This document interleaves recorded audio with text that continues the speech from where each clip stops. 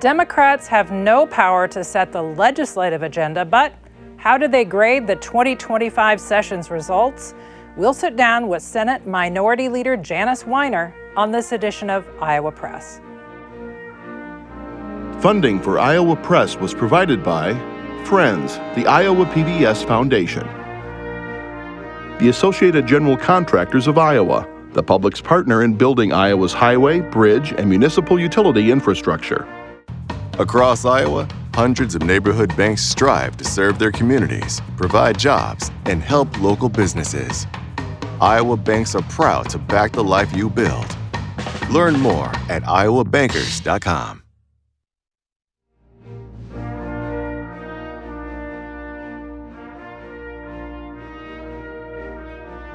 For decades, Iowa Press has brought you political leaders and newsmakers from across Iowa and beyond, celebrating more than 50 years on statewide Iowa PBS.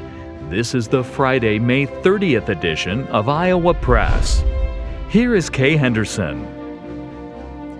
On this edition of Iowa Press, our guest is a former diplomat, a former member of the Iowa City City Council, and since late last year, she has been the Democratic leader in the Iowa Senate. Senator Janice Weiner, a Democrat from Iowa City. Welcome back to Iowa Press. Thank you. Thank you so much for having me. Joining our conversation is Aaron Murphy. He is with the Gazette in Cedar Rapids. Senator Weiner, let's just jump right into the recently concluded legislative session. One of the bigger bills that passed deals with property rights, eminent domain, hazardous liquid pipelines.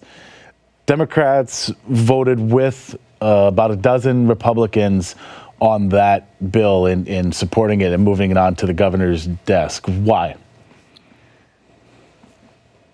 It has to do with listening to Iowans. We've been out listening to Iowans. It strikes me that many in the majority party have not listened to Iowans, have not listened to their constituents or landowners for several years. And they deserved a vote. They deserved to have their issue come before the Senate. And so that is one of the reasons that we joined with them, because that's what we've been hearing out there too.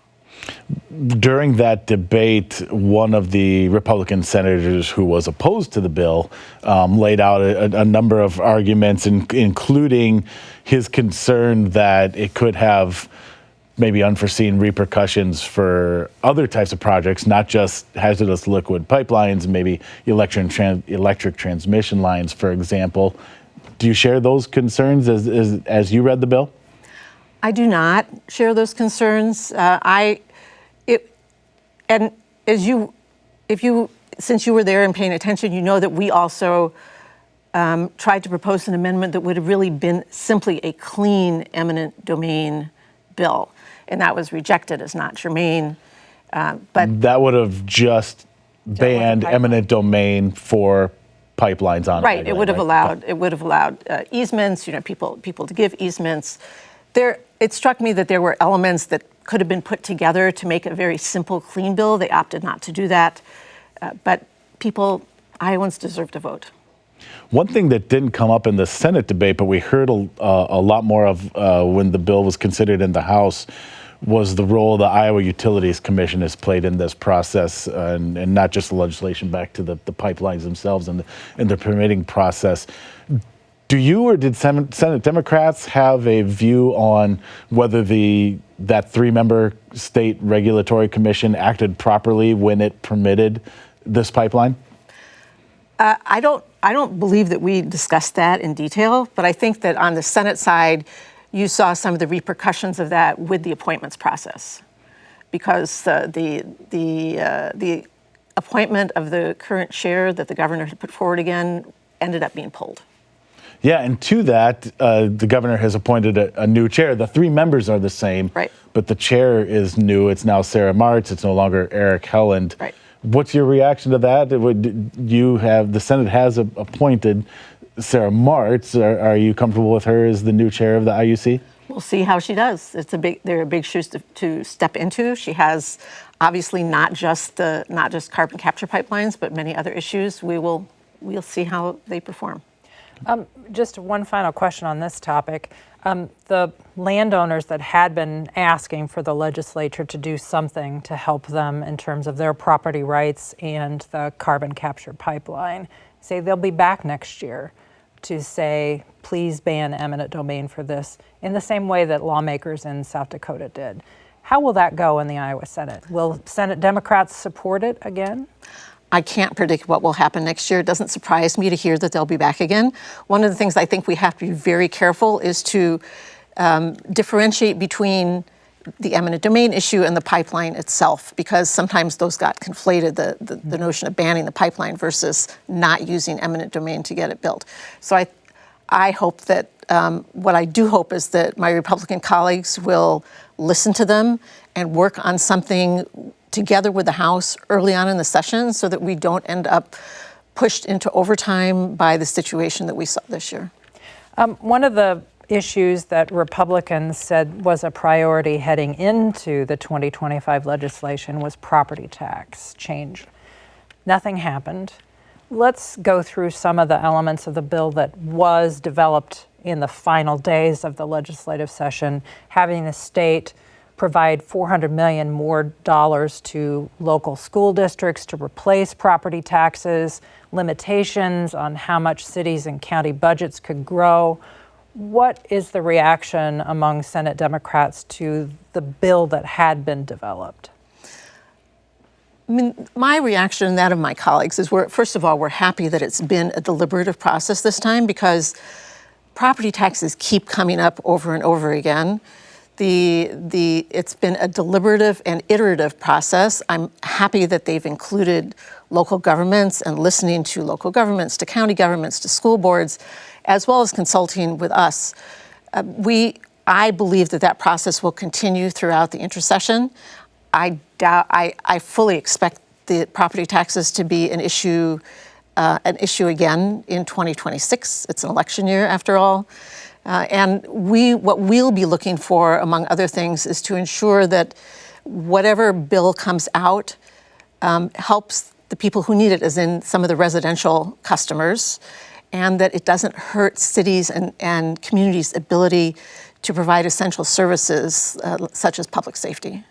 So one of the elements of that bill, and among the conversation that Republicans have been having, is that there needs to be a limit on how much local government budgets may grow. Is that something that Democrats see as a viable alternative? I think we'll have to see what it looks like in the end, because they were talking about a specific limit, 2%, I think. And right. We all know the realities of inflation. We all know the realities when unions are negotiating contracts. There's been a lot of discussion about how hard it is to attract people to police and fire and so forth. And we need to be able to keep them because they're essential for communities. So that has to be part of the discussion as well. As I mentioned at the onset, you're from Iowa City. One of the other legislators from Johnson County, Dave Jacoby on the Iowa House, proposed that the legislature should provide sort of tax credits to landowners and to renters to give the legislature more time to do this. Senate Democrats, and he proposed that on behalf of House Democrats. Senate Democrats didn't offer their own alternative. Do you plan to offer an alternative as a group of Senate Democrats in 2026? I will talk to my colleagues and see what they say. I think that the monies that exist currently are taxpayer relief funds, and I am personally loath to dip into them for something like this. I think we should look at the system holistically. And I look forward to continuing to work with my colleagues, with the Republican colleagues, to actually come up with a system that works for different size cities and different places in this state, because not everybody's the same. A final question on this. Last week, Governor Reynolds was on this program, and she said she's going to go out there and develop a plan. She sort of left it to Republican legislators this year, but she's going to go out, talk about maybe other taxes, maybe the sales tax as a comprehensive way to address the property tax system. What are your thoughts about her involvement and the idea of expanding the discussion to other forms of tax? That's a really good question. It's already an incredibly complex system, and that's one of the things I think we've seen over the past few years, and why the 2 or 3 iterations of this bill were already proposed. The sales tax, to me, it sort of got involved in the discussion a couple of years ago, and then was pulled back. It's the first thing that would have to happen, frankly, is they need to fund IWIL. If they're going to do something, if they're going to consider increasing the sales tax, they would have to finally fund IWIL, which the voters voted for many years ago. Speaking of the governor, one thing that she made a priority in her conditions of state address way back in January that did make it into the budget is a $1 million allocation to the University of Iowa. Healthcare for cancer research, sort of a seed funding. How pleased were you to see that? How far can that go? What more would you like to see? I'm pleased it got in. I guess I'd call it a good start, because we all know that real research takes significant investments, and we have the researchers, we have the expertise. We should be investing in that. For the last 2 years, I have consulted with researchers around the state and proposed legislation, both years, that would have funded several different baskets of research at a significantly higher level. The cancer is a problem in Iowa. We have the second highest cancer rate in the country and the only growing one. We owe it to Iowans to address this. You have that. You have the Harkin Institute announcing that they're going to look into this issue that you just described. Are you encouraged by the direction things are heading? Do you wish you'd see more focus, like these groups getting together and working on this? Or do you think that these positive steps are being taken to, as you just said, figure out why this is happening? I mean, I'm happy to see it. What we need to be, as a state, what we need to be willing to do, in my view, is to go wherever the research takes us, and not pull back, maybe because we think it is going to impede on an area at some portion of agriculture. We just need to go where the research takes us so that we can solve this problem. Sticking with the University of Iowa, we've seen this administration under President Donald Trump taking issue with some universities. Right now, he's has some issues with Harvard University. It's already had an impact on the University of Iowa campus, his policies with the students who've had their visas revoked. Are you concerned what might be next for the University of Iowa when it comes to the administration? Or do you feel like the University of Iowa is doing what it can to avoid these kinds of issues? I have no idea what more the federal government is going to do at this point. What I want to see is our state leaders standing up for our state institutions. I want to see the governor and our federal delegation and anybody else in the state legislature making it clear why the University of Iowa and the other Regents universities are really essential institutions for the state, why they're engines of growth, how they bring people here, bring medical expertise and research. And I think the University of Iowa may also be the largest employer in the state. They are institutions that we proudly call our own, and I really expect to see people standing up for them. Do you have any, I mean, it's in your district, do you talk to university officials about any of this, and do they seek your counsel on any of these topics?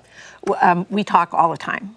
I talk with everybody from the university president on down to professors and deans and so forth. There are so many aspects to it. We want to have a rich learning environment for all the students who come. We want to be able to continue to have the university continue to be a draw. It's one of the premier, if not the premier, medical centers in the state. We need to be able to continue to bring quality people there. And so that sort of moves into the research arm. It's a top-tier research institution. We need the research dollars. The $1 million is a good start. We need a lot more as well. We talked about a bill the governor has not yet taken action on. Another one involves pharmacy benefit managers. Those are the groups that decide how much a local pharmacy is paid for filling a prescription. The Senate passed the bill, the House passed the bill. pharmacists were in the office. Some of them moved to tiers because that bill passed. Now you have groups of business, the Iowa Association of Business and Industry, the Bankers Association saying, don't sign the bill because it will raise insurance costs for businesses in Iowa. What are your thoughts on the impact of that bill and what it might do to Iowa consumers and to Iowa employers? Well, it's definitely important for Iowans that we continue to be able to have the smaller pharmacies, the pharmacies that serve rural areas, the independent pharmacies that complement the larger chains in the urban areas. And it's a challenge, and the bill itself was a challenge, because I think that and you saw in our caucus, you saw a split vote. Mm-hmm. There was a Goldilocks spot that they chose. They could have had, in my view, they could have had really a win for everyone. That would have protected the smaller and independent pharmacies, that would not have raised costs too much in terms of insurance costs. And I think, unfortunately, they somewhat missed that mark. By the same token, we need to keep those pharmacies open. So the governor is going to listen to a lot of people, decide whether or not to sign it. It wouldn't surprise me if we see this back again next year in some form, if tweaks need to be made to improve it. The state of Arkansas took the step of banning PBMs from operating if they own the pharmacy, which essentially means that CVS, which is one of the big pharmacies in the country, is going to close all its CVS pharmacies in Arkansas. Is that a step that you think Iowa should take? That I don't believe that was ever part of the discussion. Part of the discussion were things such as creating zones around pharmacies so that pharmacies would be able to survive if you had, I don't remember if it was a 10-mile zone around it. There were also steps to protect the smaller independent pharmacies while not necessarily giving the same protections to the larger chain pharmacies. It's been a few weeks now, so I don't remember all the details. What I do remember was that it did seem like there should have been a solution that would make everybody happy. And it was one of these unusual times when a whole variety of different actors were working together to try and make that happen. The governor from that very chair last week told us that she would like to see the pesticide bill make it to her desk and hopes that could still happen in the future. That bill passed the Iowa Senate with Republican support, was not considered in the Iowa House yet again. Is that, Democrats voted against that. Is that a debate you assume you'll be having again next year? I hope not. It wouldn't surprise me if it comes up again, but I really hope not, because we've already seen it 2 years in a row. And it passed the Senate on a razor-thin margin. I think there were only 26 yes votes. That's right. I paid attention. I heard what the governor said, and I guess my response would be, she's entitled to her opinion, but she's not entitled to her own facts. And the fact is that this bill is not just about labeling. It would be about holding foreign pesticide companies harmless, and we should not take away Iowans' day in court. And I think that's why we saw it stall yet again. The common pushback from that is if this product continues to face lawsuits and is ultimately pulled from the shelves, it's going to put Iowa farmers in a very difficult position. Do you not share that concern? The product's not going to go away. There are already generic versions. There's a lot of opportunity out there on the market. The product's not going anywhere. Shifting to another bill that cleared in the final day of the session, or the night of the session, or the early morning of the session, dealing with 911 systems, having local 911 systems pay the state a fee. The governor says, there's these local, I think over 100 of them are maintaining a $66 million reserve, and the state needs more resources to help manage the system. Is that an argument that you support?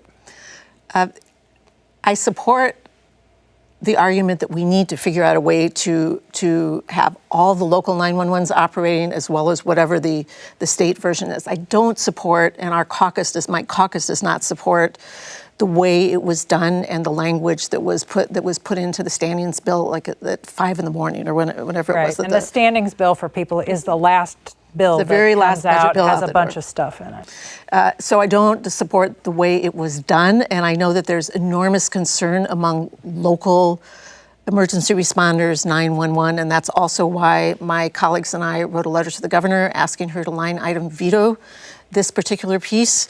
We understand that it has to be dealt with, but we should talk about it in the intersession, bring it back in an agreed form at the beginning of the next session, and get it done the right way.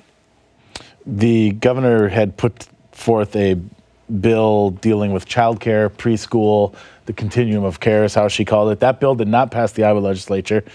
Within a week of the session ending, she announced her sort of own plan through executive action. I was wondering just what your reaction was to that plan that was fairly similar to what was in her bill. Yes and no. I mean, the bill, which did pass the Senate but did make it through the House, was essentially, at least from my perspective, a shell game with money. It was taking money away from early childhood education, moving it into trying to figure out the full day preschool for 4-year-olds, and it would have taken funds from a lot of local and community-based providers who've been operating for years, and it didn't seem to us like it was ready for prime time. At the same time, there's $100 million that's been sitting there for years waiting to be used. So at first when I heard the governor, I thought, well, I honestly wondered, is she trying to legislate without the legislature? But it looks like what she's doing is finally indeed drawing on this $100 million that we've been saying we should use, while leaving the other programs intact for now. So that seems like a pretty good interim solution. So it sounds like, in your way, a better way to tackle the funding aspect of the policy goals that she was trying to achieve. At least for now, right. Yeah. One thing that didn't get a lot of debate but could have a big impact on the court system is that the legislature voted to raise the mandatory retirement age for judges from 72 to 78. And if you're a senior judge, which essentially means you continue working part-time, you may continue working until the age of 84. What is your view on how that will impact the court system? I think one of the concerns that we've seen year on year, particularly including from the Chief Justice when she gives her condition of the judiciary speech, is the difficulty in attracting and in recruiting various different levels of people for the judiciary, and one of them is judges. So I think one of the concerns that this addresses is having enough judges in place as we work to backfill the pipeline, so that people can get due process, so people can get justice. It's going to be up to individual judges if they want to continue to work, but I think I view it as probably a necessary measure right now, because we're not getting enough candidates, and we know that all levels of the judiciary are stressed right now. Moving on to politics, just a couple of questions in the couple minutes we have left. In 2014, Democrats sort of anointed Bruce Braley to be the nominee to run against Joni Ernst for the U.S. Senate. Is it wise for Democrats to have a gubernatorial primary that basically has one person in it? I don't know how many. I mean, I hear the question, and I don't know if any other people are going to get into the race at this point. I think primaries are healthy, and I know that we're already seeing primaries in several races. Right. I think Rob Sand's a strong candidate, and I assume that there are other strong candidates who could come out. Speaking of candidate recruitment, Democrats had some successful special elections here within the last few months for the legislature. I'm wondering if there was anything that you took from those as far as candidate recruitment or messaging that you think can instruct how Democrats should approach the 2026 elections. My colleagues and I guess, take credit for the first of those special elections. Late January, Mike Zimmer was elected in Senate District 35, flipping a seat that had gone to President Trump by 21 points. And he was a really valuable colleague in the Senate. Special elections are different than general elections, and by the same token, one of the reasons Mike won is because he was a really good candidate. And given the short election span, focused basically on 2 issues that spoke to the people in the district. That's what we've been trying to do. That's what we as Senate Democrats tried to do all session long, was reflect what we heard on the doors last fall in terms of pocketbook issues, childcare, wages, the unemployment system, housing, nursing homes, clean water, just really trying to deal with mostly kitchen table issues that people really care about, public schools. And I think that, and Mike in his election focused on schools and on economic issues. And I think that's probably a pretty good barometer for what we'll do in the future, understanding that we need candidates who fit the district. Well, we have to fit this into the time allotted, and we are out of time for this edition of Iowa Press. Thanks for joining us today. Thank you so much for having me. You can watch every edition of Iowa Press online at iowapbs.org. For everyone here at Iowa PBS, thanks for watching today.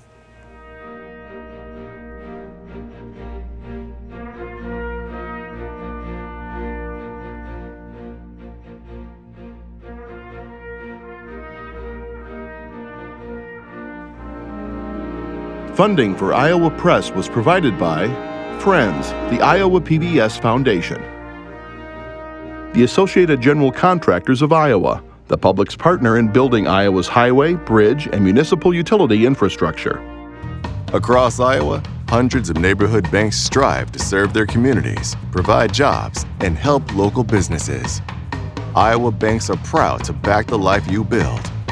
Learn more at iowabankers.com.